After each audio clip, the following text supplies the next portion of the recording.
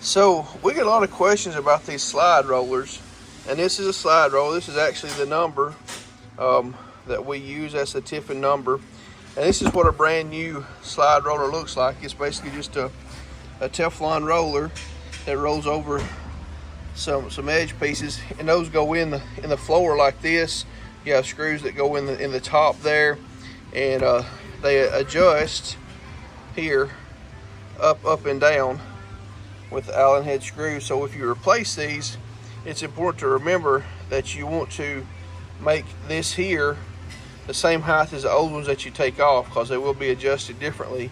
And so if you take these out, take the screws out here, you take the new one, you take the Allen wrench there. I believe that's, I don't know the size, but you can see it there, and as you turn that, what happens, it raises and lowers, so you want them both the same height exactly as the one that you took out. Now here is something that we show everybody. A lot of people get marks on their floors on the tile, and they ask, how can you fix that? Well, we can clean that, and this is what we use here to clean that is this turtle wax rubbing compound. This and a little bit of elbow grease brings the black marks up, and then you can again, you can clean the floor, and then you clean off the extra from that. But that works really well right there, this turtle wax rubbing compound. But we tell everybody the surefire way, if you can, sometimes you can't get to them because they're underneath a counter or places you can't get. But what happens is these rollers are nice and pretty, but over time they get dirty.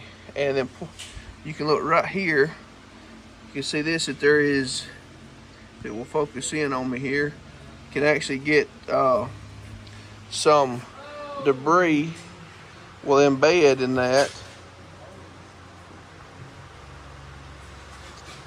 We get that in focus a little bit, but you see the debris actually embeds in this, and they pick up dirt, and then you start transfers this dirt to the floor is what happens.